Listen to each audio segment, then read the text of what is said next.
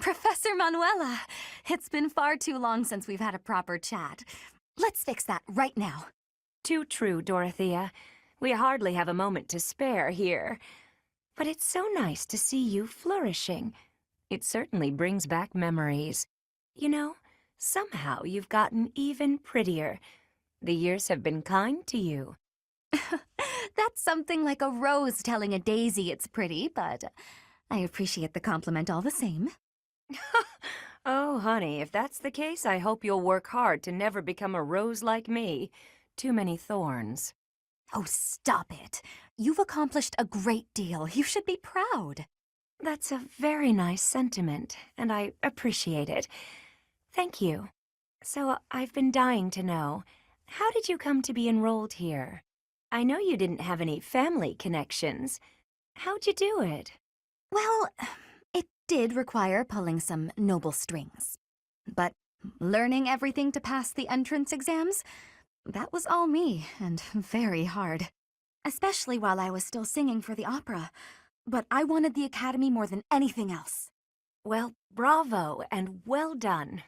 You've always had to find your own way in life, haven't you? I so wish you could rely on people more often. Still, though, you haven't said why you worked so hard to get into Garrig Mach to begin with. Isn't it obvious? Because you were here. When you retired, it broke my heart. But it also woke me up. Seeing someone like you, who shined so brightly on the stage, give it all up and start a brand new life. It got me thinking about my own future, and what I wanted it to look like. As ever, I followed your lead. Oh my. I don't know what to say. I had also heard that the heirs to the Alliance, Empire, and the Kingdom were all enrolling this year. With such an exceptional crop of potential spouses, how could I go anywhere else? And have you gotten what you were after? Your dreams, a future, and a good partner? I'm sure I'll find my somebody someday, but I haven't found them yet. It's so nice to spend time with you again, Manuela. It's been too long.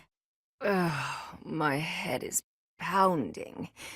You'd think I'd get used to this. Oh. Manuela? Oh my goodness, you look terrible. Don't get up, I'll get you some water. I should fluff up those pillows for you. It will make you more comfortable. I'm completely hopeless. I was so proud of being the reason you came to Garrig Mach.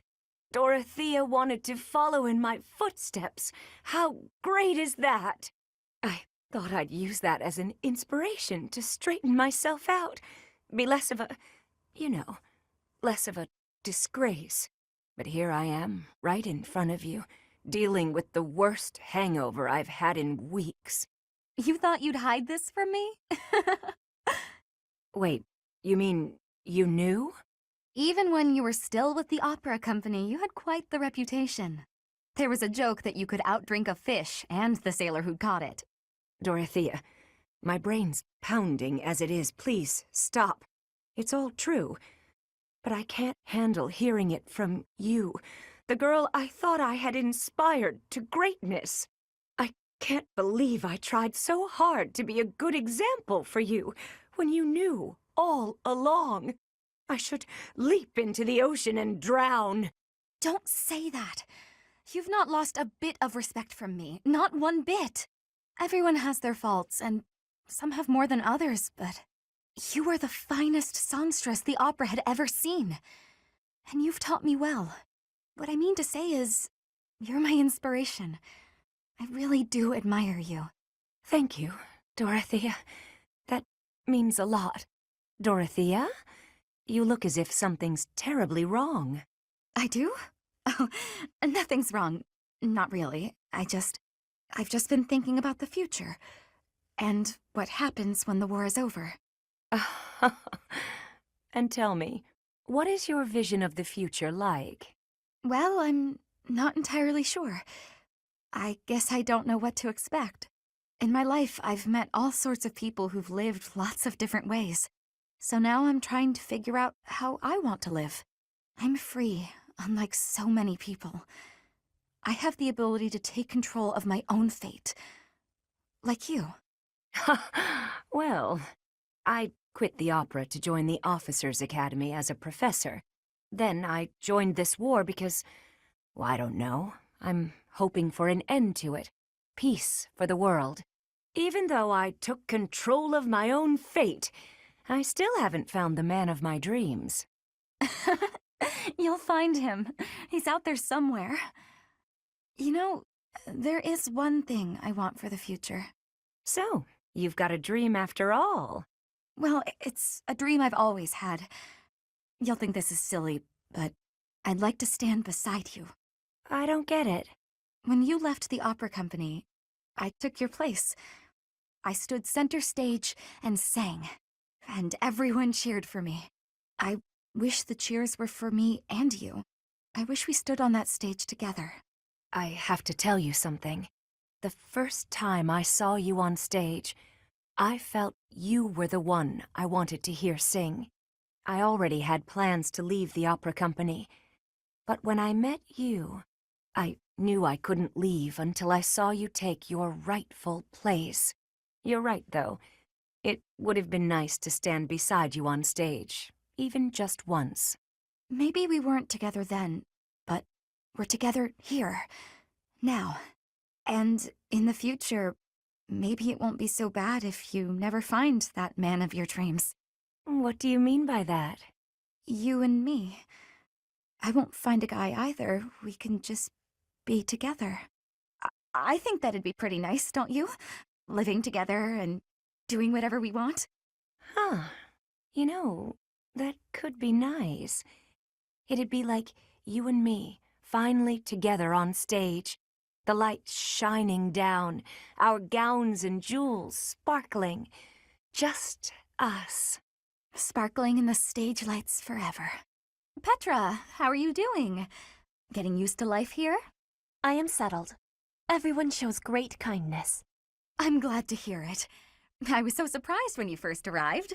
A princess all the way from Brigid. You have my gratitude. But please do not call me princess. You are making my cheeks blush. There's nothing to blush about. You're every little girl's dream of what a princess should be. Anyhow, I suppose it's been a long time since you've been back to Brigid, hasn't it? I hope you aren't homesick. Maybe we can cook one of your favorite dishes from back home. I do wish for that. But there is no possibility. The ingredients are not found here. I suppose you're right.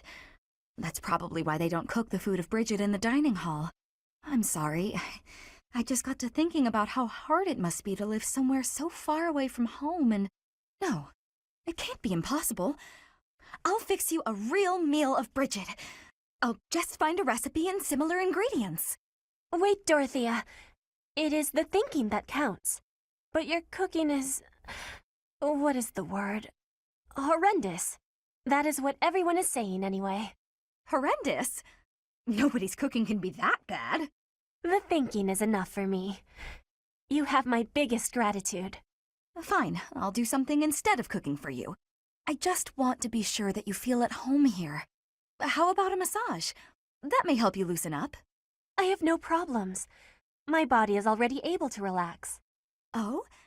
Then perhaps I could sing you lullabies to help you sleep. I'm not having sleeping trouble. Just know that you never have to worry about putting me out. I like helping my friends. Well then, I must be going, but remember my offer. Dorothea is filling my heart full. Dorothea, I want to be asking you a question. Oh, please do. Why have you come to Garreg Mach? Is your goal different from the rest? Yes, I suppose. Everyone here is an heir or an heiress, but not me. I'm just a commoner. When I enrolled in the Officers' Academy, I was different than everyone else. I wanted to secure my future, and my big idea was to marry money. Ever since, I've been dating different, terribly well-to-do men, searching for a good one. So far, there's been no reason for a second date. Marrying money?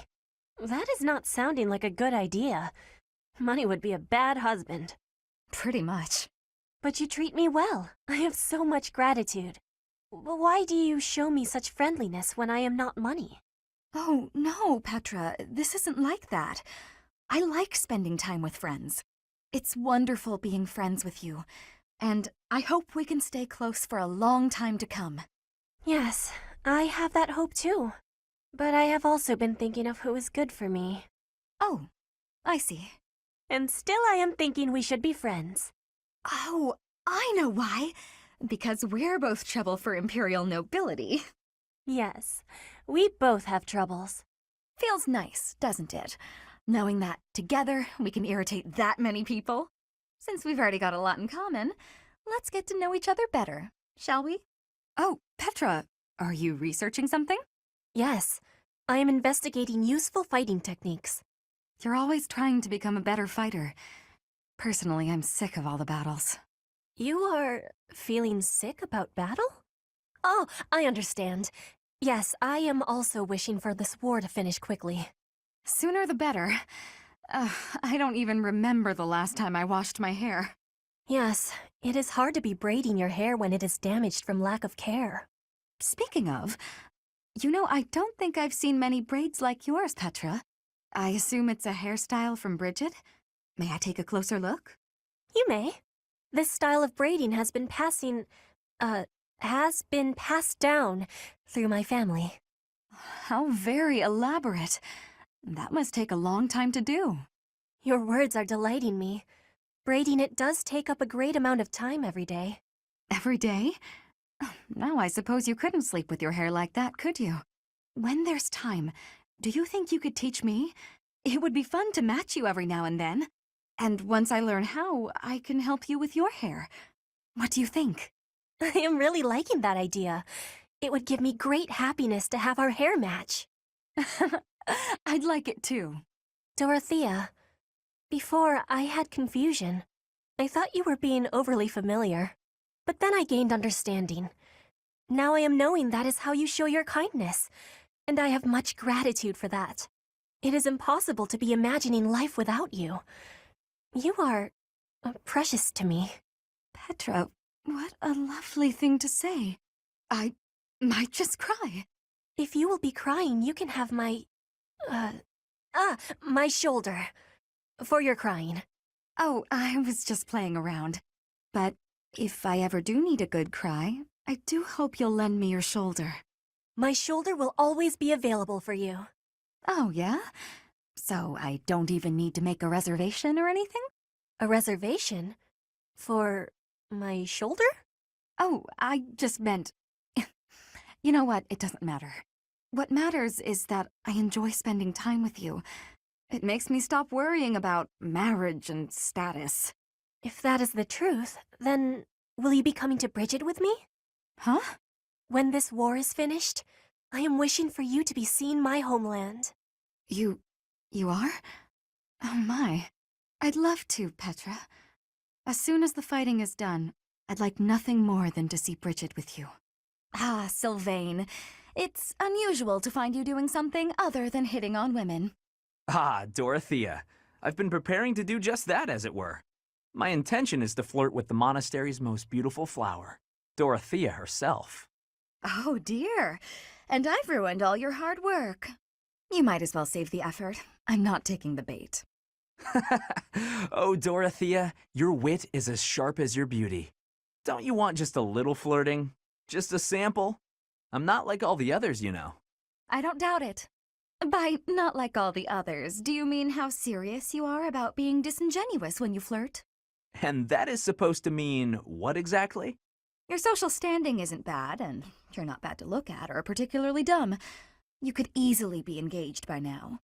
But you just flit from one woman to the next without settling on anyone. I bet you enjoy going out with them, but you hate women themselves. Don't you think? Me? Hate women? That couldn't be further from the truth. I'm always serious when it comes to matters of the heart. When I flirt, I stake my life on it. Uh-huh. I'll believe it when I see it. Staking your life on a person is the sort of thing you should only do when you're in love. That's what I've been saying. I love you enough to stake my life on it. And I'm seriously in love with each and every girl I flirt with. I see. Regardless, I'm not staking my life on you. So you'd better go and fall in love with someone else. Goodbye, Sylvain. She's stone cold. I love it. Ah, Dorothea. What are you doing here? I was actually waiting to see you. Were you going to invite me out to dinner? I accept. Yes, I was. I don't think it would be so bad to share a meal with you from time to time. How about tonight? I'm busy tomorrow. That's fine by me. What are you busy with, I wonder? Girls? And more girls? Isn't it an unwritten rule not to ask about such things? But what a curious turn of events. Have you perhaps got an ulterior motive? No ulterior motives. If you're worried, we can just pretend this conversation never happened. No, wait! That's not what I meant. I just don't understand why you want my company now, when you've always been so cold to me. Have you perhaps fallen in love with me? My stomach just got queasy. You know what? Maybe I'll eat on my own after all. Fine, I get it. You want someone to chase your loneliness away. Something like that, yes. If you don't want to, I'll ask someone else. Don't dream of it. It would be my pleasure, milady. And to be clear, the reason you chose to spend time with me is my family, yes? Or is it my crest? Both? I'm just curious about such things. Say I was a commoner. Would you still have invited me to dinner? Is this really necessary for a simple dinner invitation? Actually, I have a question of my own. Say I was a hoarse-voiced old hag. Would you still be flirting with me? Would you still want to hold my hand and whisper sweet nothings? That's a difficult question. I have nothing against mature women, but... Even if you were an old man, I still would have invited you out. If you were a former noble exiled from his family or an orphan from the streets, my heart cares not. Just kidding. I just wanted to try saying it. Of course it's better that you have money. You little... Yeah, that's probably true. So, Dorothea, about that dinner? It would be an honor to have you join me tonight. And let's not talk about things like this over dinner, okay? Even if I was an old man or an orphan, huh? Ah, why am I so unlucky with women lately? Oh, Sylvain, what's that face for? Have you been dumped again? Isn't there an unwritten rule you shouldn't ask someone that? I'm sorry. I thought you didn't mind being dumped. So your love life can get you down sometimes after all. Who knew? I'm sad every time I break up with someone. It's just, I usually try to be the one doing the breaking up. I've never had a hard time with girls. Ever. Not until recently. But now when I think about it, I wonder what any of them even liked about me. It's not as if any of them knew much about me. I don't get it. Isn't that what a relationship is for? Learning about someone else? You can't know it all right at the start. I asked you before if you would have invited me out if I was a peasant. You did ask me that, yes. That was wrong of me to say. It's not an excuse, but I'm always so suspicious. I'm a nobleman with a crest. The marriage proposals don't stop coming. Everybody wants me. Except, they don't actually want me at all. They want my bloodline. Within my family and without. It's always the same story. Sometimes I think that if I didn't have a crest, no one would look at me twice. I see. And you're probably not wrong. Honestly, I've had those same sort of thoughts myself. Oh? What sort of thoughts might those be? I sang, people cheered and applauded, and when I walked off stage, I'd find the same thing every night. A mountain of presents and marriage proposals. But none of those people knew me. All they knew was the singer they saw on the stage. All they wanted was my looks and my voice.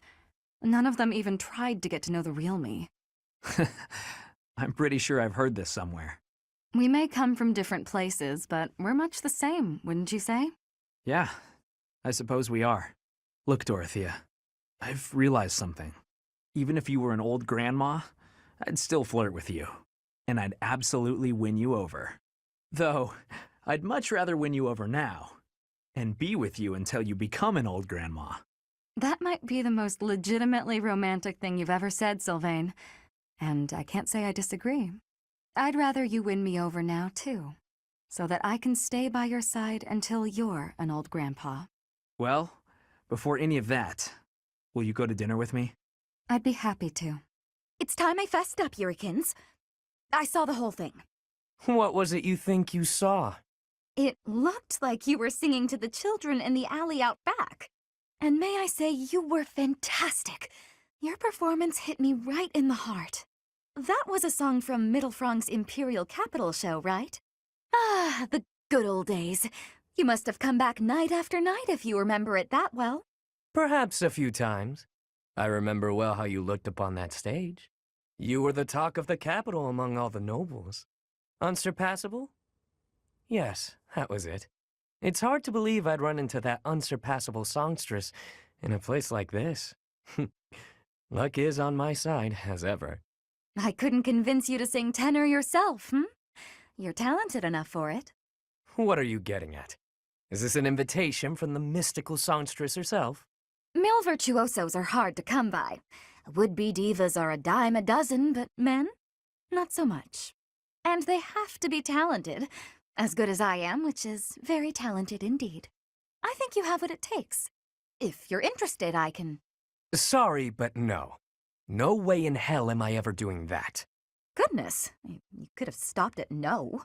I can't think of anything more wretched than getting up on a stage to sing in front of a bunch of people.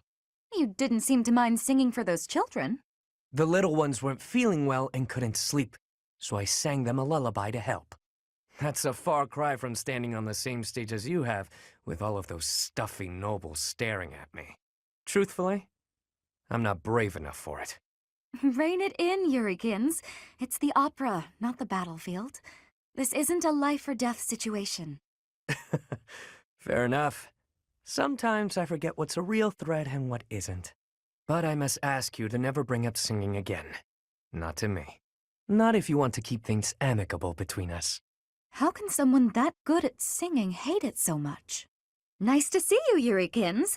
I was wondering if you might do me a favor. You're looking a bit serious, Ladybird. Oh, your foot.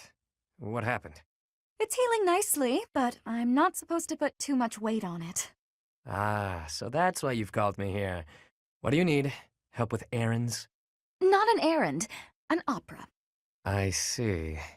There's been some loose plans for a performance. Nothing professional, strictly volunteer. I signed up to take part as one of the main roles. And then this happened. The professor told me I should bow out just to be on the safe side. Makes sense to stay off your feet while you heal. Meanwhile, you want me to fill your role, right? Got it in one. I'm glad we're on the same page here. Surely someone else is up to the task. Professor Manuela, for example. Already tried. Trust me, I wouldn't ask unless I was desperate. I knew how much you'd hate the idea. Aside from hating it, I also wouldn't remotely sound like you do. Oh, don't worry about that. Most of our audience won't be able to tell the difference. The crowd's going to be a bunch of down-on-their-luck children that the monastery's taken in. I'm only talking about a small festival in the plaza. We want to give them a good show, that's all. You have an idea of what they've been through. I thought you might want to pitch in. I hear your angle. Fine, yes, I'll do it. Good for you. I knew you'd rise to the occasion. You certainly know how to pull heartstrings to get your way, don't you? Where did you learn to do that anyway? The opera? Could be. I've never known a songstress who wasn't both beautiful and resourceful. Now, are you ready to go over the libretto? You've got a lot of rehearsing to do before the performance. Seriously, though, thanks, Yurikins. Yeah. All right, Yurikins, isn't it about time you let go of this grudge? I'm sorry I dragged you out onto the stage, but I can't believe you're still holding it against me. I bear no grudge. Then why do you get this stony look and face the other way any time you catch a glimpse of me? Oh, Ladybird. Truth be told, when I see you, it reminds me of my own self-loathing, of my past. Huh. I didn't know you were carrying something like that. You rose up from your hardships and became the lead singer for a prestigious opera, all on your own, while I made my way through the world by licking the boots of wretched nobles, watching you on stage from the sidelines. It wasn't until recently that I felt a real sense of accomplishment in my life, but recalling that first pivotal moment when I saw you on stage, you were brilliant. you shone like nothing I'd ever seen. Whenever I see you, Lady Bird, I'm reminded of that moment. And in that moment, I had never felt so filthy and unlovable in all my life. That's why you don't like singing? There's got to be more to it than that. Back then, the Imperial capital was swarming with disgusting nobles, all of them vying for your attention, for the love of the Dorothea. Many were willing to compromise with an inferior substitute. If they couldn't have you, perhaps someone else was capable of singing just as sweetly. You do what you must to chase your dreams. You say it left you filthy and unlovable, but my life didn't leave me unscathed either. There's not much love left in what I do. There was once, of course. As a child, I lived for singing. No matter how hard times got, I always had that. I counted myself so lucky to have met Manuela and joined the opera, but the more I sang for a living, the less certain I was that I loved it anymore. You're a tricky one to assess. I can't tell if you're too wise or too naive for your own good. Whether or not your heart's in it now, you certainly didn't appear to hate it back then. I'd never seen you beam so brightly as you did when you helped me train for the performance. You might be onto something. I felt genuinely happy in that moment.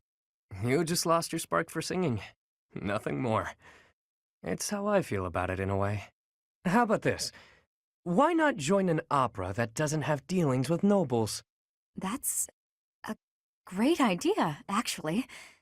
We'll start something new together, you and me. I don't know about all that now. The world is full of people who fell through the cracks just like us. We'll take them in whenever we can and aim to become Fodlan's premier opera company. I can't remember the last time I was this fired up. Though we'll have to table it until after the war. Huh. Our own one-of-a-kind traveling opera. You know, that does sound fairly thrilling. I've no doubts it could help deepen our pockets. Leave it to you to take all the romance out of it. But I know you're an idealist deep down. Takes one to know one. I must say, I do enjoy seeing your mischievous side at work. I'll take that as a compliment. I could say the same for you, too. It's exactly why I'm comfortable sharing this stream with you. You came at just the right time, Edelgard. Is that so? Yes, I have a story for you. It's about a pair of nobles living about 100 years after the founding of the Adrestian Empire. One was Derek von Eyre. People called him the warrior prime minister. He bravely led soldiers into battle and mowed down his enemies. And the other was the emperor of the time. She wagered the throne in a duel against Derek and won. Why don't we do what our ancestors did and have a little duel ourselves? That's what you were going to say. But the answer is no. You interrupted me! The warrior prime minister used a dramatic line to propose the duel, and you did not allow me to say it! My apologies, Ferdinand. Well, at any rate, you were correct in surmising that I was about to challenge you. But you were rather blunt in your refusal. Ferdinand, control yourself. When will you tire of challenging me in pointless competitions? I can quit now if you insist on it. I will not challenge you again. You expect me to believe that? Why do you look so surprised? Of course it is not a valid duel unless both parties are willing. Now that you have refused outright, I must come up with some other way of getting that which I seek. I'm afraid to ask what you could possibly mean by that. Only that I will find some other way of showing everyone that I am superior to you. I will write a handbill listing your accomplishments, alongside my own more impressive accomplishments. Copyists will produce thousands of these pamphlets and distribute them far and wide. Then everyone will know about my... This has to stop. Perhaps I should have ended things with a duel after all. Standing tall, I see. Edelgard, hello. What do you think of this horse? An equine marvel, no? Look how intelligent he is. You can see it in his face. Certainly much smarter than your horse. Oh, what a lovely bloom. Behold, Edelgard, do you see this blood-red bloom? This is much more impressive than the pale little sprigs you have there. And, as I'm sure you know, redness symbolizes courage and strength. Ferdinand, stop. I can't believe you're wasting my time with a petty one-sided rivalry. What are you complaining about? You told me not to publish my pamphlet, and I complied. I've had enough of your foolish antics. Very well.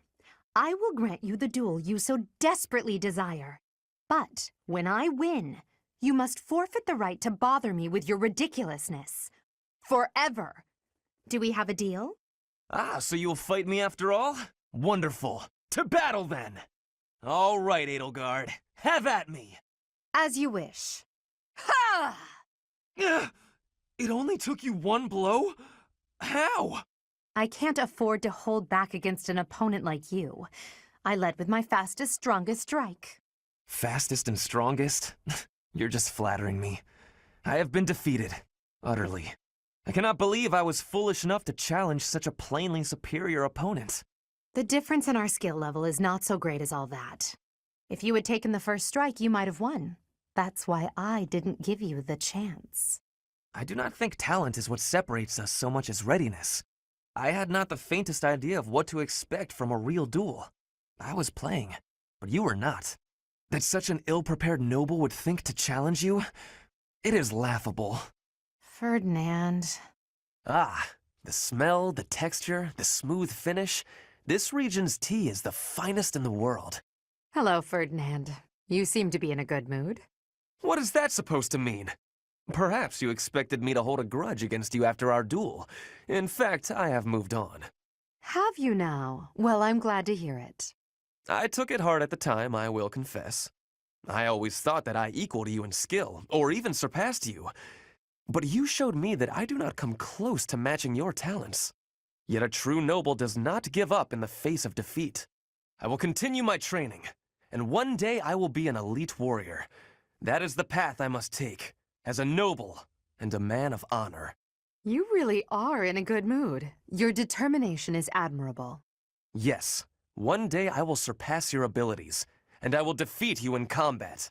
Ferdinand, there's something I've been meaning to say to you for a while now. Honestly, I couldn't care less that you are of noble birth. Your fierce determination doesn't come from your bloodline. It's your own doing. The reason I value you and want to be friends with you is because of who you are, not who your family is. I have something I would like to say to you, too. Certainly we must recognize the common folk who strive for greatness and attain it. But for those of us born into nobility, things are more complicated. From birth, nobles must excel. If we do not, we will be forced out of our houses. This environment breeds superior individuals, and they in turn recreate the rigorous environment for their own children. Without that cycle, there would be no political elite guiding the world towards prosperity. So you're saying that the kind of world I'm striving to create is wrong? I would not go so far as to say your way is wrong, just that another way might be better. If you insist upon undoing the nobility, then we must build something in its place. We can provide free education for all, and then select the highest performing students for more intensive training and tutoring. I truly believe that people are products of their environment. Finding a way to educate the people. Interesting. I'm impressed by how much thought you've given this. No matter what shape the world takes, I'm sure I'll always need people like you by my side. People with strong principles who will argue with me and force me to consider ideas that are contrary to my own. Yes, exactly! Finally, Edelgard, you appreciate how important I am to your cause. I've always thought of you as a valued friend, Ferdinand. That's nothing new. Edelgard, I have to tell you something. I think now is the right time. Do you know what my ancestor Derek von Eyre said after your ancestor defeated him? He said, "You are an imperial beauty. Please, accept me as your husband." Halt, Ferdinand. There's a time and a place for everything. But that time is not now. What is on my agenda for this afternoon? Professor Hanneman, may I have a moment of your time? Ah, it's you. Very well. I am quite busy, but if you are here to discuss my crest research, I would be happy to oblige. I'll pass on that offer. I'm just hoping you'll explain something to me. Oh, I doubt if I have anything of particular interest to share. Why did you abandon your noble standing in the Empire? And don't say it was for your crest research. There are institutes for that within the Empire. You could easily have remained a noble and still been able to visit Garreg Mach, or request the cooperation of the church. Certainly that was an option, but I desired a better research environment. Treasures and holy artifacts reside here that cannot be examined by someone outside the church. I required access to those things, no matter the cost. But surely your noble status would have allowed you greater funding and resources. Even secrets of the kingdom and the alliance would have been easier to obtain as a noble of the empire. What you say is true. I cannot deny that. Both paths have advantages and disadvantages. I see you're unwilling to be forthcoming on that topic. I don't know what you mean. I've heard that you used to enthusiastically research crests for the Empire. You abandoned the Empire, yet retained your focus on crest research. I just wanted to know why. I feel your suspicions of me are unwarranted. I haven't the time now, but perhaps I will tell you more if the opportunity arises. Ah, young Edelgard, this is your first time in this room, yes? That's right. When I was a student, I avoided this place. I couldn't allow the church to learn of my crests, after all. True enough. But now you have come here by your own choice. Can I take that as an indication that you have come to trust me a little more? I suppose so, though I'm still bothered by certain things. Tell me, what things might those be? Well, we're fighting to free the world from the church's control and to unify Fodlan. You must have some idea of what the world I'm seeking to create will be like. With the world freed from the powers of crests, Fodlan's system of nobility will collapse. Precisely. Our current system is founded on the fact that crests are inherited through blood. If we shatter the status quo so that those without crests are no longer at the mercy of those with them, the very concept of nobility will vanish. Why should that have any effect on me? I am no longer a member of the nobility. Perhaps the fate of the nobility is of no consequence to you. But what about that of crests? You've devoted your life to unraveling their secrets. Whereas I seek to create a world where crests are no longer valued. In fact, I would prefer to rid the world of them entirely if at all possible. Does this not concern you? I see. I think I finally understand why you've always seemed so unsure about me. You imagine your ambition might crush my dreams. I assure you there is nothing to worry about. I support your plans and your ideals wholeheartedly. But at the same time, I also believe that the influence of crests will not be so easily quelled. That is why I must continue to research them and unravel all the secrets they hold. I see. Professor Hanneman, I owe you an apology. Whatever for? I'm not bothered by you investigating my past. So you knew. You're right. I'm afraid I found it difficult to quell my doubts. What happened? It was over 20 years ago. I suppose you had just barely been born, now that I think on it. My younger sister was afflicted by a disease of the heart, and she met with an early death. It is easy to lay blame for such things, but I considered crests themselves to be the root cause. Your father bore a major crest, and both you and your grandfather inherited minor crests. Your sister was born without one, but as the daughter of a family in which crests are prevalent, others saw potential in her. That's why she was married off to a certain noble whose influence was waning. He was undoubtedly desperate for power. But no matter how many children she bore him, none manifested a crest. She fell from her husband's favor and was mistreated, ultimately leading to... As an up-and-coming crest scholar at the time, I knew only despair. What was the use of my research if I could not even save my own sister? That's why you abandoned your position in the Empire and came to Garreg Mach. My sister is far from the only victim. Many noblemen have done the same to their own wives, and I despise them for it. So my quest began. I would unlock the secrets of crests, make them available to any who desired. If I achieved my goal, the nobility would be rendered obsolete, and my sister could finally rest peacefully. However, all these years later, I am still far from achieving my goal. A world in which anyone can bear a crest. That's not so different from a world with no crests at all. Quite right. And that is why I have chosen to fight by your side. I cannot say what lies in your past, yet I have seen your ideals and witnessed the power of your two crests. I feel certain that you too are a victim of this world, just like my dear sister.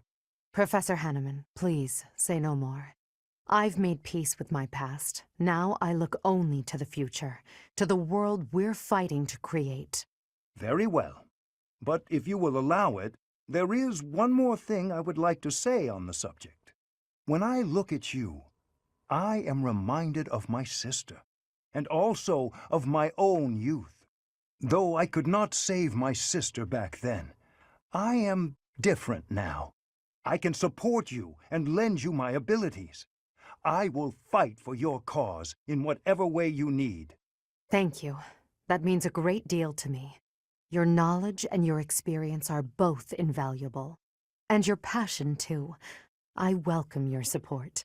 And in turn, I will do my best to earn the trust you have placed in me. Sometimes I wonder if your life could have taken you down a different path. If you had never met me and entered my service, you might have had a more peaceful... A more tedious path. Inconsequential and spoiled rotten, like so many other nobles? Never. My duty to you is no mere obligation. I chose this. I had thought that would be obvious to you. I understand you well. Better than anyone. But when I see you at the monastery, studying with the others, it makes me wonder what kind of life you might have had without me. That's all. Such a life may have had its appeal. I thought I'd left my years of carefree innocence behind me. But I cannot deny that I find myself enjoying my time at the monastery. I feel the same way. That enjoyment, however, is only thanks to you. Standing by your side is all that truly matters to me. I see. Then I won't speak of such things again. If it's really what you want, I'll gladly keep you by my side. The path I must walk is soaked in blood. It's a path that can lead to madness, can snatch away one's future, and can even take one's life. And the pool of blood at my feet is growing larger. Those stains can never be washed clean. Please leave the violence to me. A leader must be seen as pure, above the fray. Allow me to paint the path that lies before you red with the blood of your enemies. I will do it gladly. We've come such a long way. After all, I was only 4 years old when we first met. From your perfect memory, Lady Edelgard, I expect nothing short of the utmost precision. Do go on. Please don't mock me with such frivolous praise. I can hardly recall that day. Forgive me. I suppose I must have been 6 at the time. I have no recollection of it. My earliest memory of you is of when you were injured. I recall being scolded most sternly by my father. "You are Lady Edelgard's servant," he said. "You must protect her with your life." I had no idea. But House Vestra has served House Hresvelg for generations. Given that, I suppose I shouldn't be surprised.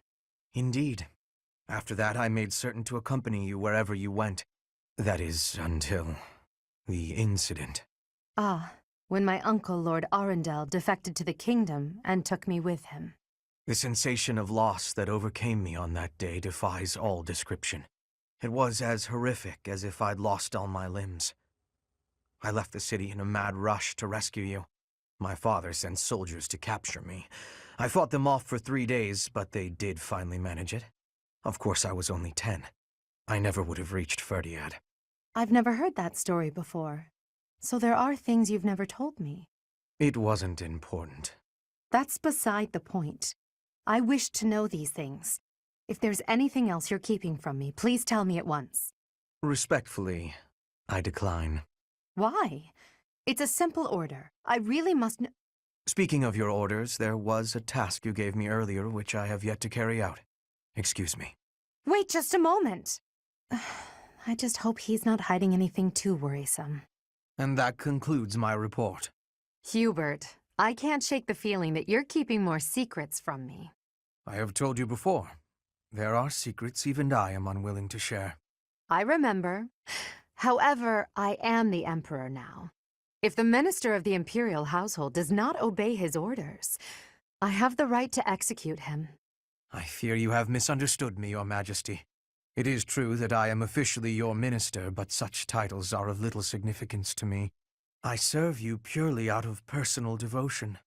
Perhaps there was a time when I served the Imperial line due to my duty as a member of House Vestra.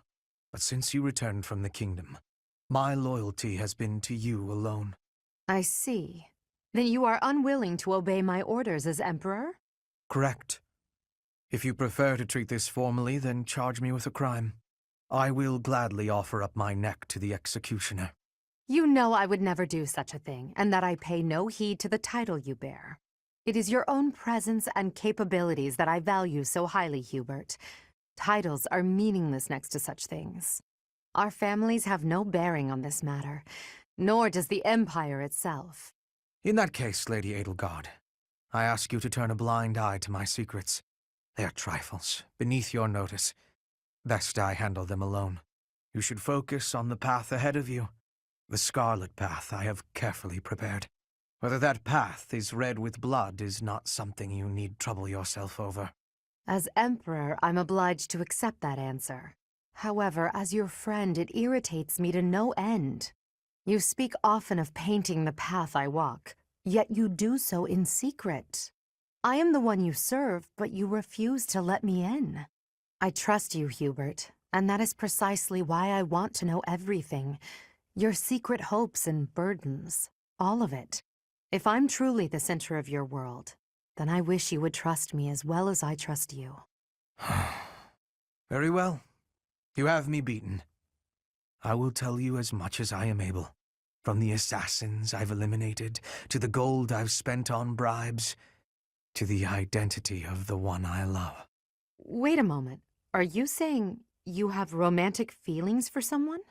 Yes. That is the one secret I had particularly hoped to keep from you. Well, that's utter nonsense. You can't possibly keep something so fascinating from me. Who is it? It is you, Lady Edelgard. Did you ever really doubt? Hubert, you never cease to surprise me. Hello there, Edelgard. Are you looking for something? You could say that. I'm looking for someone named Linhardt who's been skipping lectures again. I see. Well, congratulations, you've found him. Did you want him for something in particular? What else could bring me here other than your complete negligence? Well, perhaps you're interested in hearing my latest theories on the nature of crests. I suspect the formation of crests may be quite different than that recorded in church tradition. Before you go on, is there any discernible benefit to me allowing this babble to continue? Well, of course. And that would be? I suspect you'll find the topic rather entertaining. That's it. What more do you need? Crest research is its own reward. You know, if you ever truly applied yourself, you could become a distinguished scholar. You could use your crest knowledge to benefit the world, or uncover new discoveries in magic theory. Why would I busy myself with such tedious work? I perform this research for my own knowledge. I'm not interested in the world at large. There's nothing wrong with a selfish drive for knowledge, but only if you put it to good use. I'm sure there must be some use. Oh? Then please, tell me what potential uses you have in mind. Well, there are people out there who spend good money on bizarre artistic creations, so I'm sure my not-at-all useful research could be used as a fine lullaby for the children of the world. A lullaby? I have things to do. Just know that this was my last warning. Sure, of course. Goodbye. Linhardt, at least try to do some training. Use a staff, or a rod, or a broom, for all I care. My apologies, but I cannot train right now. I have plans for later and don't wish to tire myself. Caspar invited me to train with him, you see. You slept through the whole debate, didn't you? Fine. I'll summarize it for you. Not the whole debate. I closed my eyes only after I knew what reading would cover the topic. There you are. Don't tell me you were sneaking out to do some training. Of course not. I was sneaking out to avoid you. How did you find me this time? A mere coincidence. Why would you wish to hide from me? Because you're an awful nuisance? Why do you pester me so? To ensure that your talent is not wasted due to your lack of... It's none of your business how I spend my time or how I use my talent. Have you assumed the role of my mother? You overplay the part. She was only half as overbearing. What is the matter with you? As house leader, I'm trying to prevent you from causing trouble for yourself and our classmates. Fine, I'll try harder. Really. I'm sure you see all this as my interfering with your duty as a leader. Have you considered how it feels for those of us who serve below you? You are a serious pain, you know. How so? You're like a mother who insists on accompanying her son to his own knighting ceremony. That's taking it a bit far, don't you think? No, I'd say that it's putting it lightly. All your interfering is greatly hindering my research. I see. Very well. You've made your perspective perfectly clear. Linhart, I finally found you. These structures were built more than 1,000 years ago and still remain. Amazing. Most interesting, there's a pattern to the saints' emblems carved into each of the sarcophagi. Here, you'll see if you come take a look. Perhaps another time. Right now, I have something to discuss with you. You've said before that you don't care about the usefulness of your research. After giving it some thought, I decided that I'd like to create an institution for crest and relic research, and I'd like for you to lead it. All you would need to do is carry out whatever research you like. Somebody else will decide how to make use of your findings. What do you think? I imagine such an environment would suit you quite well. Let's be clear that I have my reservations, but I suppose I'll take you up on your offer, if you insist. Although I'm unsure if it's a good idea. If my research dries up, you'll be stuck with a worthless institute. I do hope you understand that, Your Majesty. Why are you skeptical about my proposal? It's because all I've ever cared about is following my own curiosity, wherever it takes me. Being head of some institution and researching as part of an organized team sounds like no fun at all. At that point, it's not research, it's just a job, and one I've been practically forced into at that. However, since I know you've put a lot of effort into preparing this opportunity for me, and since I like you well enough, I will, begrudgingly, take you up on the offer. Well then, I suppose I should be grateful. But I'll be honest. I see little point in bringing you on board if you're so troubled by the idea. Let's put this idea on hold for the moment. I'll figure something out for you by war's end. I have great respect for your talent, Linhart. I'm certain I can find a way to make use of it that's to your liking. Here again, I see. Of course, Your Majesty. I couldn't investigate this place freely when those of the church were around. Understandably. Now, about my proposal to create an institution for crest and relic research. I've decided to move forward with it. As for who will lead the charge... You want me to be in charge of the thing after all, don't you? Actually, no. I was just considering some conditions for whoever applies for the job. Conditions? What kind of conditions? To start, I won't allow the position to be a secondary one. That excludes lords who are busy looking after their own territories. Are you suggesting landholding lords would have no means of applying? Quite the opposite. I'm looking for applicants with enough passion for the job that they're willing to relinquish any landholding rights they possess. They will be provided with necessities like food, clothing, and housing, but will receive no further compensation. That said, they will be free to take as much time off as they desire. Do you expect anyone to be interested in such an odd position? That's my hope. Have you gone mad? Demanding someone rescind their land rights and then provide no compensation? Even the unlimited time off is a rather discourteous perk to offer. No one would accept room, board, and endless time to research. No one but me. Why must you... Why must I what? Why must you understand me so well? I asked you to consider the feelings of those below you. I never expected you to consider mine to this extent. I told you I'd figure out a way to make use of your talents that you'd find acceptable. Honestly, no woman has ever gone through this much trouble for me before. Then have you decided? Yes, I have. I would be most pleased to accept your offer, Your Majesty. Lysithea, are you all right? You don't look well. Huh?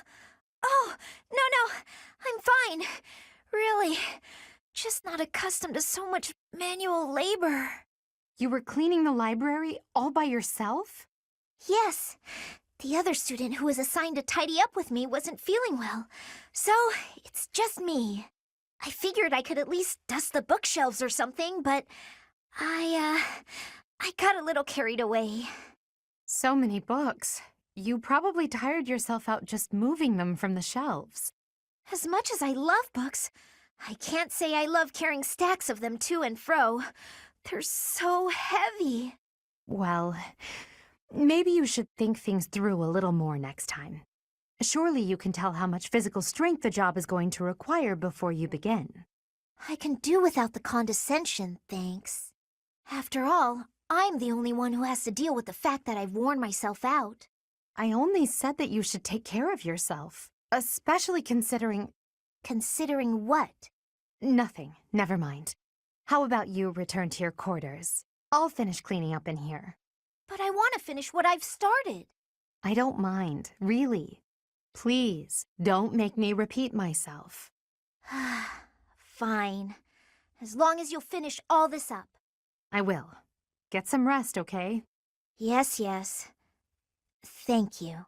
If what I heard about Lysithea is true, I just don't know how much of it I should believe. Edelgard, do you have a minute? You want to speak with me? How unusual. Please, come in. I'll prepare some tea for us. Have a seat. Would you care for some cake? Yes, please. I never say no to sweets. They're from Enbar. A bit too sweet for my own liking. Isn't that the whole point of cake? Well, more for me.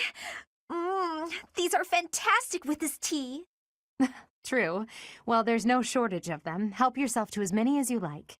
Now then, you wish to speak with me? So, I can tell you know a fair bit about me. Maybe this can wait until you've finished eating? Edelgard, you know a fair bit about me, don't you? What in particular? For example, the fact that I have 2 crests. Oh, that's hard to believe. No need to play coy with me. It won't work. It's clear my body has succumbed to the intense pressure of bearing 2 crests. Due to the immense requirements of bearing these crests, my life expectancy is painfully short. You know all of this, right? Actually, this is the first I'm hearing of it. How would I know unless you told me? Still won't drop the act, huh? Despite how obvious you've been with your concern about my health? You're certainly consistent. I'm not really in the mood for these games. Given your rank, you certainly have access to all kinds of information that others do not. Clearly, you'd have heard all about me. Either way, I know now since you just told me. About your 2 crests, your physical weakness, and your short life expectancy. However, according to the principles of crest research, it's impossible to bear 2 crests. Unless you've undergone a blood reconstruction surgery. Is that the case, Lysithea? Correct. It wasn't as though I had a say in any of this. I see. So you've lived through that relentless terror and agony, and survived. You speak of all of this as though you understand it on a personal level. Edelgard, have you? You're a good friend, Lysithea, and a valuable member of this army. So I won't have you overexerting yourself. I don't want to lose you. Understand? I understand. Good girl. Oh, and if you like those cakes, why not take some with you for later? There's no need to pander to me, but yes, I'll take those. Thanks. How are you today, Lysithea? Fine, thank you. And yourself? Quite well, thank you. I overheard something recently. Something pertaining to you and your vision for the future. Is it really true that you intend to create a world in which crests no longer exist? It's true. My aim is to dismantle the current system of aristocracy. The only reason nobles enjoy the status they do is because their bloodlines carry crests. If crests lose their value, so will titles of nobility. I really agree with your thinking. My parents have suffered throughout their lives due to their nobility. Due to my own crests, I've never been able to live a normal life.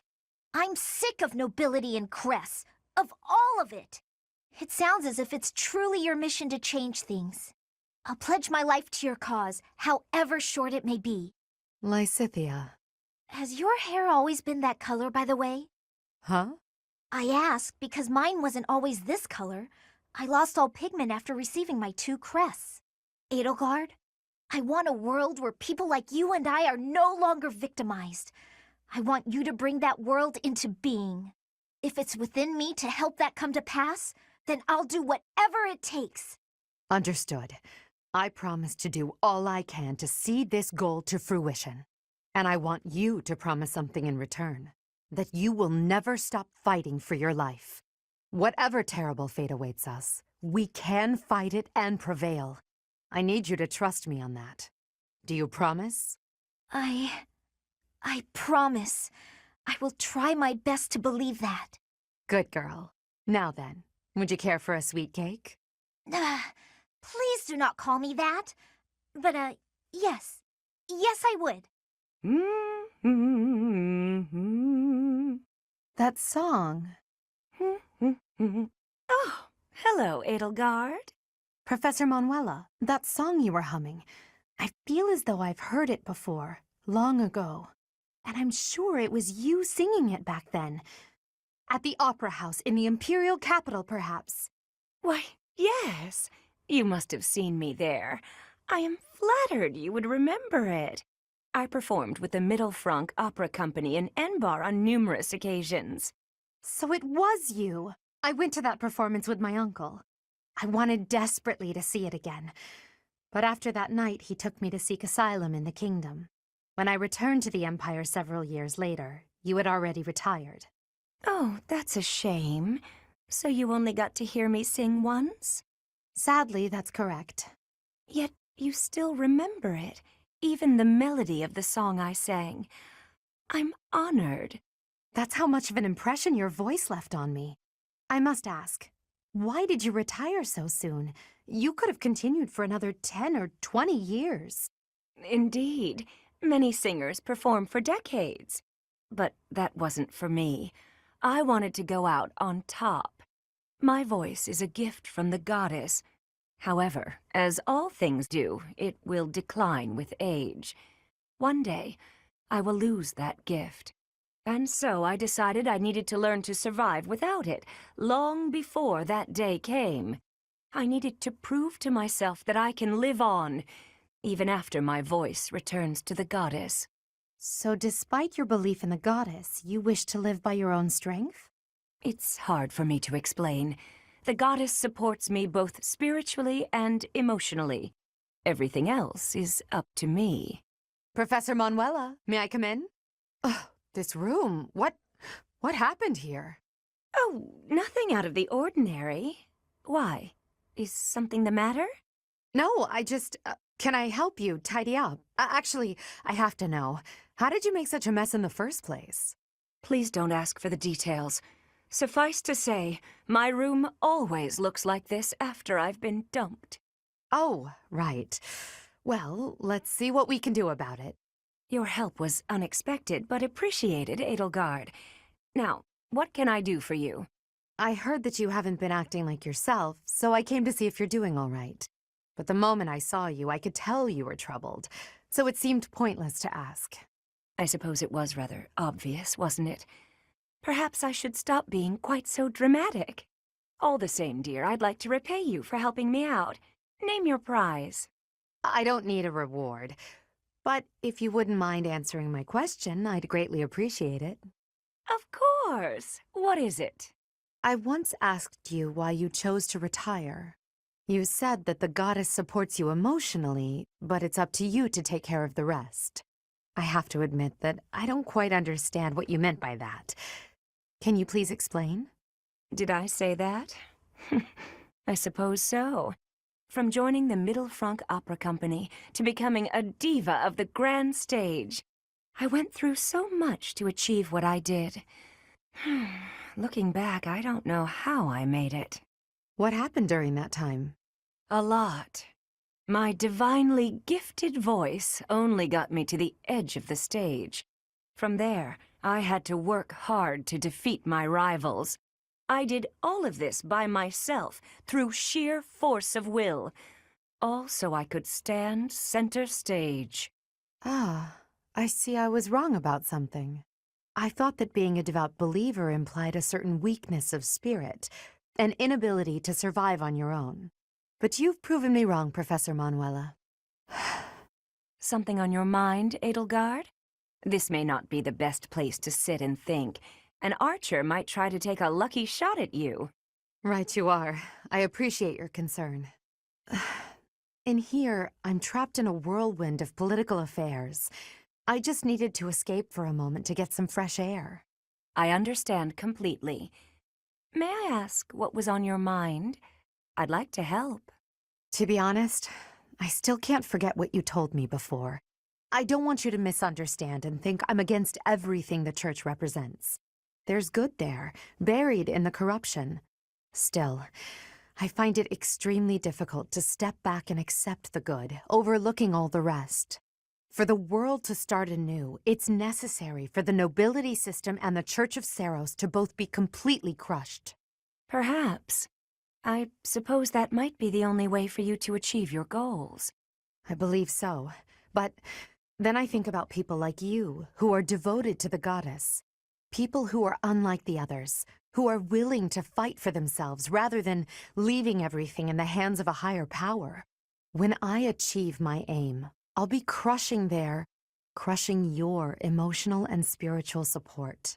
Yet despite all that, you're still here, still supporting me. Don't worry yourself about that, Edelgard. People are always weaker than you think, but never as weak as you expect. The goddess is our silent foundation. She watches over our every step, but never gets directly involved. You, on the other hand, want to support us with your own flesh and blood, to push us forward toward a better future. As it were, some problems require drastic measures. I believe you know that better than anyone. It takes strength to take those measures. That's why you inspire people. You're probably why some of them get out of bed in the morning. You're too kind. Now, I've just been around a bit longer than you, that's all. While we're on the subject, yes, the goddess does supply me with emotional support. But so do you, whether you know it or not. What do you mean by that? Just what I said, my dear. Just what I said. Ugh, now I'm blushing. Let's change the subject, shall we? As you wish. I think I've said quite enough as it is. Petra, you seem to be flourishing in your new environment. Is all going well for you? Lady Edelgard, everything is well with me. Thank you for your question. Everyone shows great kindness, even while I am still learning about the language. I'm glad to hear it. After all, a Brigid Royal like yourself is of vital importance to the future of the Empire. If you ever need anything, please let me know. It's my job to watch out for you after all. If that is your want, I will rely on you if I have the need. However, I will not have that need. I can resolve any problems that occur by myself. I don't doubt it. Perhaps I'm worrying too much. I just don't know what I would say to your family if something were to happen to you. Do not spend your worry on me. In Brigid, there is a phrase we say, "You cannot shoot two birds with one arrow." Brigid and I are that second bird. Your first target is your ambition. Can you disagree? There is certainly truth in your words. I do have ambitions that transcend all else for me. When I ascend the throne, there are certain things I must do. Tell me, Petra, who do you think I am? Huh? I will tell you. I am Edelgard von Hresvelg, and yes, I'm attempting to do what no one else can. I'm prepared to shoot 2 birds, or even 3, with a single arrow. That is the least of the impossible things I will accomplish. If you don't need my patronage, then prove it. Show me your power. Never settle for being the bird. Be the arrow instead. I will take your words to my heart, and you will be seeing my power. I give you my promise. I have been watching you in secrecy, Edelgard.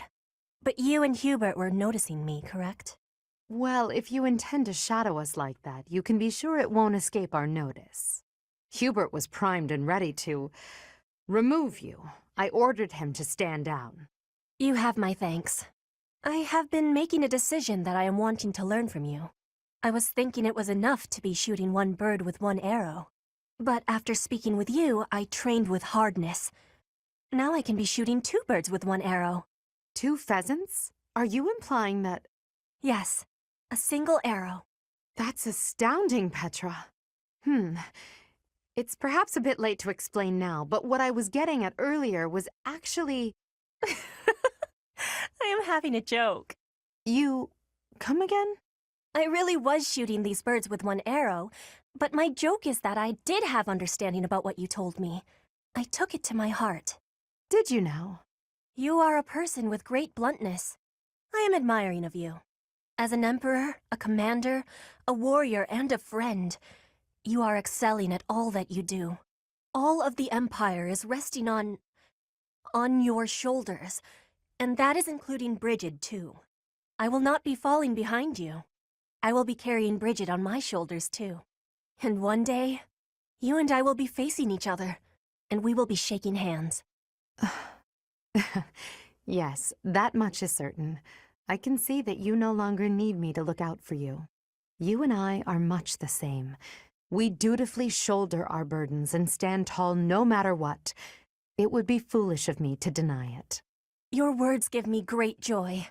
And it also gave me joy to see you being flustered when I was showing you the birds. A cheap trick, to be sure, but inarguably funny. To think that you went to all the trouble of shooting 2 pheasants at once for the sake of a joke. Well played, Petra. We both are growing every day. I hope we will keep doing so. Spectacular work, Felix! Why are you here? You're interrupting. Oh, my apologies. I simply thought you were doing a great job. Just how sharp is that blade of yours, Felix? Do you imagine you might be able to cut something cleanly with it? Probably. Ah, wonderful. I have a special request for you then. You want me to cut this firewood? I do. I shall toss them one by one to you, and you shall make a sweeping blow to slice them. Sounds like a chore. I saw a knight do it once, so surely you can as well. Or perhaps you are worried that you are not capable. What? I am more than capable. Right. Show me what you are made of. Here it comes. Doing them one by one is tedious. Just throw them all at once. All of them? If you insist. Here we go. Wow, you truly are spectacular. I know. You are undoubtedly the most revered woodcutter in all the land. Now I am intrigued. Next time, let us try an even larger woodpile. Why did I agree to this? Flane, what's that you're hiding? Oh no, my surprise is spoiled. I had brought some fruits for you to cut up in addition to the firewood. I thought some variation might prove amusing. No, I'm not doing that again. I've got better uses for my sword than chopping up fruit and firewood. I cannot imagine what could be better than chopping fruit. Chopping up my enemies. You say that as though you have many enemies. So you would rather chop people than firewood. Is that it? That's not how I'd put it, but a blade's purpose is to kill. To chop wood, use an axe. To chop food, use a knife. It's simple. Surely it is not forbidden to use your sword for other things, like chopping fruit. Swords that cut inanimate objects are serving a much finer purpose than those that cut living beings. What a noble sentiment. But without a blade to cut down your enemies, you cannot win. Those who are weak lose everything and they die.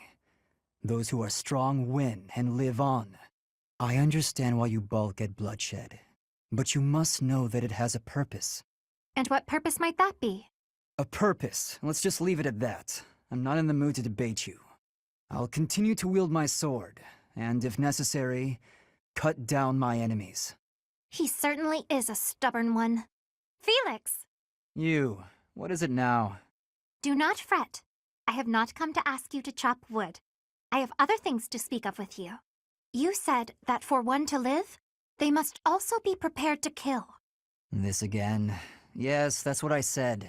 You still have a problem with that? No, I do not have a problem with it at all. I simply want you to live too. Oh, okay. Then I'll get back to my training. Excuse me, I am not finished yet. During this time of war, you must wield your sword to ensure your own life. If that is the case, then it follows that we should bring an end to this war. To end the war, you'd have to kill more people. Perhaps that is true. But once all is said and done, there would no longer be a need to kill, only to live. Is that not so? That's pure fantasy. But if it came to pass, there would be no place for me. What would I do? I was raised to swing a sword. It's all I know. In a world without strife, warriors like me would be lost souls. It's tragic in a way. We fight to bring peace, and then, if we achieve it, we lose our purpose. I do not think that is anything you should worry yourself over. If the war ends and peace reigns, I shall be sure to have plenty of wood chopping for you to do. What a generous offer. And you will never be short on fruits and vegetables to chop for me either. If you felt like you lost your purpose in life, surely you would find a new purpose. It is not like you to be afraid of losing something after all. I never thought about it, but maybe there is a path for me in peacetime. I'm intrigued. I might even like to realize this fantasy of yours. Oh, that brings me such joy, Felix. Together we can make this a reality. I can see it now. A life where you slice vegetables rather than people. I will greatly enjoy the day when we inhabit a world like that. Felix, there you are. I've been looking all over for you. Time for our tactics lecture. You'll be there, won't you? Those things are such a waste of time. Nonsense. You're going to be there. Must I? Why is this such a chore? You went last time. Though you did all you could to disrupt things, as I recall. Brazenly rambling on about clear-cutting a nearby forest to secure a marching route. And attacking an enemy base, stealing their horses. You were incredibly disruptive, and even rude. I was offering my honest opinion. Then, you left before we were finished. What do you suppose happened after that? I have no idea. Well, the conversation got quite lively.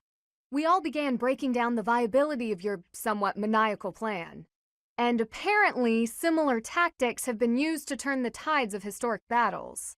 That may be an exaggeration. Successful armies must be able to handle unexpected situations. That starts with weapon mastery and creative tactics. If you didn't have so much battlefield experience, you wouldn't be capable of such unique strategies. Which is why we need people like you. People who think creatively to lead the army. Now you're just massaging my ego. When have you ever minded? We need you there. Just come on. Hello? Oh, hello. Have you been there long? I was absorbed in this book. Another silly legend? First of all, they're not silly. And second of all, no. It's an essay that speaks to uncommon and challenging battle scenarios. I've been researching such things since you proposed your unique strategy. Listen to this. Your commander gives orders that put your hometown in extreme danger. Do you carry out the orders or protect your hometown? What nonsense. I was talking about real-world tactics, not some dumb ethical question. Whatever your personal feelings on the matter, I see similarities between such tactics and these dumb ethical questions. I haven't read beyond this one, but I think the obvious answer is to follow your commander. The duty and pride of being a knight demand that you follow orders, regardless of your own feelings. But if I were put in such a position, I don't know how I'd fare. In fact, were someone to carry out those orders, I know that I'd attempt to stop them. Stop bothering with all this. You're not meant to be a knight. Go find a husband. Excuse me? You heard me. I know you hate the ideals of chivalry and pride, So much so, you prefer to escape your duty as your family's heir. You have no right to criticize me for my ideals. Perhaps not. At least I know not to heedlessly obey orders. I know not to romanticize blind obedience. My brother taught me to think for myself. Don't you dare bring Glenn into this. You're right. Forget it. Why are you taking over my cleaning responsibilities? You're wounded, and you're going too slowly. I couldn't stand to watch. You're still fretting over me, are you? I'm fine now, really. It wasn't even serious. I could have handled the situation alone. That enemy wasn't much of a threat. Yes, we all know you could have. But I also didn't want to risk something unforeseen befalling you. I've been doing some thinking. I feel a bit lost. I don't know that I'm cut out to be a knight after all. Without fulfilling that dream, without being a knight, I've been asking myself where my place is in the world. And I think I found my answer. I don't want to lose anyone anymore. So I want to protect those I hold dear. That's why you were protecting me, huh? What a fool you are. Foolish to act in line with what I value most? Were I to die, I would die knowing I followed my heart, my truest calling. I've been reading through more of that book I was telling you about. Recall the hypothetical question it posed? Do you carry out the orders or protect your hometown? You've been reading that garbage again? The book never specified that one should prioritize the commander's orders. Instead, it suggested that one should follow their heart in the matter. That's what a knight, that's what anyone being true to themselves should do. That's just the editor's opinion. Of course, and I find value in that opinion. Glenn died following his heart, not heeding the commands of the country or even the royal family. His death pains me to this day. It was a tragedy, but had he survived, I think he would have suffered. I will follow his example. No matter the outcome, no matter the circumstance, I believe in myself. You know nothing. What is it that you know then? What is it you fight for, Felix? My own beliefs. I see no difference from my own stance. You don't understand. You fight to be stronger than everyone, that you might protect those you care for, correct? Okay, fine. You do understand. My point is, don't let this happen again. If you died, I'd be annoyed. To avoid annoyance, then, I suggest you continue to grow stronger. If that happens, I might allow you to protect me too. You're insufferable. If you don't have any business here, go away. You're bothering me. Finally spotted me, did you? What do you want? They say you're the best. I wanted to see your training with my own eyes. Spying on people. Is that a hobby of yours? I hope you got your fill. Enough to see how to beat you, at least. You think you can beat me? That's right. See, I was trained by... Gerald, yes. So you know. I heard he was your teacher. Perhaps we should test you. See how much of your training sank in. I'm ready if you are. Okay, I'll give you a chance. Sounds good. When? I'll let you know. In the meantime, practice. I won't go easy on you. Oh, don't worry. I'll be ready. This will be fun. Sorry to keep you waiting. How long did you expect me to stand here? I did just say sorry, but I could say the same to you. You were pretty slow to settle on a time. I can't help having a busy schedule. Plus, I thought you could use the extra time to prepare. We could go back and forth like this all day. Or we could get started. You were the one who kept me waiting. Let's begin. On my signal? Hurry up. That's better. Okay, go! Let's see what you... A pit trap? That's right. How you feeling down there? Coward! Say what you want, but Captain Gerald taught me this one. You're heavier than you look. I'll admit, I wasn't expecting that. If this were for real, you'd be dead. Aren't you glad I put straw down there instead of spikes? Yes. I underestimated you. I suppose your lateness was a ploy to distract me. You're not wrong. I did it to rile you up. Draw you in. You're capable, confident. I was counting on that. So, what do you think about Captain Gerald's training now? His technique worked and you won. What else is there to say? Winning is all that matters. You drew my attention to a major vulnerability. I'll need to be wary of traps. Thank you, Leone. Seeing as you're thanking me, can I ask you a favor? Will you come watch my next training session? I'd like a few pointers about fighting in close quarters. The loser must pay tribute, I suppose. Yes, I'll help you train. You will? Thanks! And that's how it's done. Good to know.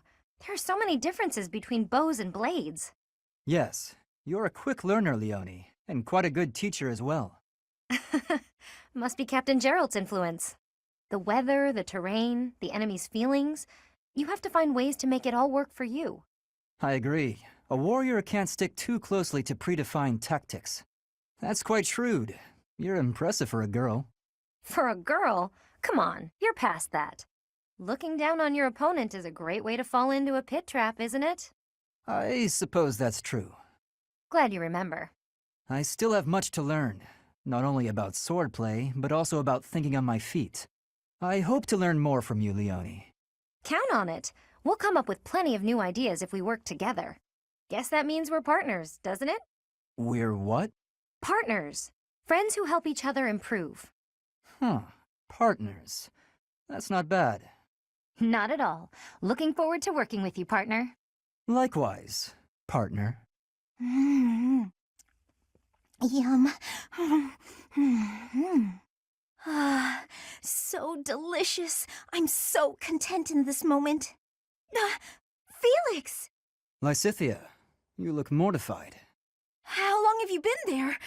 Were you watching me? You were, weren't you? I was, yes. For once I thought I had some privacy. Did you say something? Huh? Nope. Didn't say anything at all. Here. What's this for? I'm buying your silence. With cake. Take it. I'm not sure what to be silent about. If people knew I was shoveling cake into my face by the fistful, they'd think me nothing more than a child. Adults eat cake. You'll never understand. Just take this, will you? No, I don't like sweets. Does your refusal mean you'll be telling everyone about my cake shoveling ways? I just don't like sweets, that's all. Nonsense.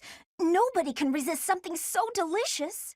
Look, I'm giving you this cake whether you like it or not.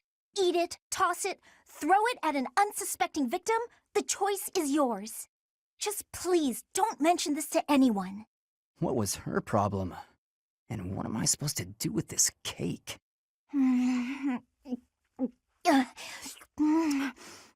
Ah, yes.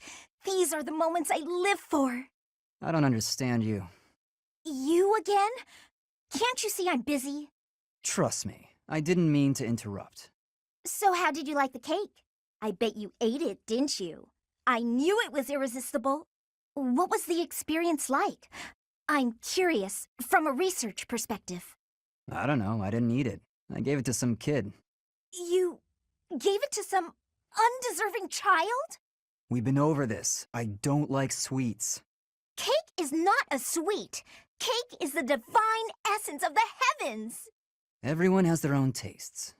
That's true, but life without cake is no life at all.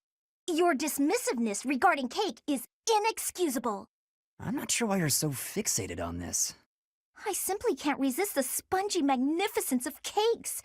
I don't understand how you can be so dispassionate about it. I don't know, I just don't like it. Just try a bite. Come on, open up. No, I already told you I don't want it. But I made this one, with care and attention, love even. And I went light on the sugar, just for you. Not light enough, I'd bet. If I eat this, will you stop bothering me? More or less. Just don't give it to some silly child this time. Let's get this over with. Felix! I've awaited this fated day. You don't change. Still prattling on about it. Aw, come on. I just want to hear what you thought of the cake I gave you. It was edible. If by edible you mean incredible, then yes, I agree. It was satisfying and lightweight. I imagine it would be quite useful as a battlefield provision. Please refrain from lumping delectable cake into the same category as provisions. You're upset and I don't understand why. I'm complimenting the cake. You cured my dislike of sweets. For that, I thank you. You have an interesting way of giving compliments, but I'm glad you liked it. Yes. Got any cakes on you? You say that as though I just carry cake on me at all times. Did you want some? That's not what I meant. If you've baked a cake, however, I wouldn't object to eating a slice. If cake is what you want, you can just ask me directly. It just so happens I have a brand new recipe I tried out, special for you. It's delicious and not overly sweet. Perfect for you. Okay. Go on, take a bite. You love it, I can tell. Here, try this one out too. See? So amazing, huh? Just keep working on that sweet tooth of yours. Then we can share cake notes together and eat cake together all the time. That is, it just sounds nice is all. Okay. That does sound nice.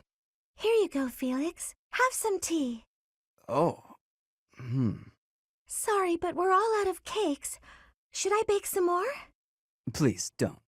Oh, your clothes are so dirty. Let me wash them for you. Mercedes, what's wrong with you? There's nothing wrong with me. I'm just making tea. Is there something wrong with that? You're not my mother. You don't have to bother with all this. I can do without it. I'm so sorry. I didn't mean to be rude. You just remind me so much of my little brother. I do? Yes, his name is Emile. We have different fathers, but we grew up in the same household. That is, until I was about 8 or 9 years old. I haven't seen him since then. Sorry to state the obvious, but I'm not your brother. I'm not Emile. Can't you find someone else to bother? Oh, I'm so sorry. I'll leave you alone. Please help yourself to more tea if you'd like. I can leave the pot. Goodbye. I am me, Felix Hugo Fraldarius. There is no one else. Brother. Here you are. Oh, were you looking for me, Felix? You were injured in the last battle. Are you okay? I'm fine now. Thank you for your concern. You really are troublesome. I'm so sorry. I didn't want to get in your way out there. I just couldn't help but worry. I was only trying to keep an eye on you. What are you even doing on the battlefield? You endangered yourself and got hurt. Such a stupid thing to do. Yes, of course, you're right. I have no excuses. If you intend to carry on being such a fool, you'd best stay near me. Are you sure? I'd hate to get in your way again. You can, You can keep thinking of me as your little brother. That'd be better than going through this again. But I thought you didn't like that. Didn't you say you were fed up with it? I am fed up with it. I've already spent years filling in for someone who's dead. My older brother inspired love and respect. He was a great knight. He died. Since his death, his memory has followed me around like a shadow. Oh, I didn't know you had a brother too. I don't let my personal feelings distract me on the battlefield. Still, do I really remind you of him? Well, you don't look like him, but something about you feels so familiar. It just makes me want to protect you. That's not to say that you're incapable or unreliable or anything like that. In fact, it's quite the opposite. You're the one who just came to check on me. You need to pay attention to your surroundings. You're reckless. Lives are at stake, including mine when I have to run over and save your skin. Yes, I'll try to be more careful. Thank you for being so kind, Felix. Whatever. Do you need something? Let's hear it. Oh, no, I don't need anything. I was just hoping to talk to you, Felix. When I said you could be near me, I meant on the battlefield. You're pushing it a little too far. You'd better not start calling me Emile. You know, I'm not just using you as a stand-in for my brother. I don't mean to upset you, but I've come to realize that you two don't have that much in common after all. I don't understand. why are you hanging around me if not to replace your brother? It's not that I want to be near Emile, but I want to be near you. What? How embarrassing. It must sound like I'm coming on to you. Regardless, you've made it clear that you don't want me around. No, it's not that. Good. Then I'll continue to spend time at your side. What a perplexing creature. What's that? Did you say something? Never mind that. Why don't we go out for a nice cup of tea? I can't think of a reason to refuse your invitation, so I suppose I have to accept.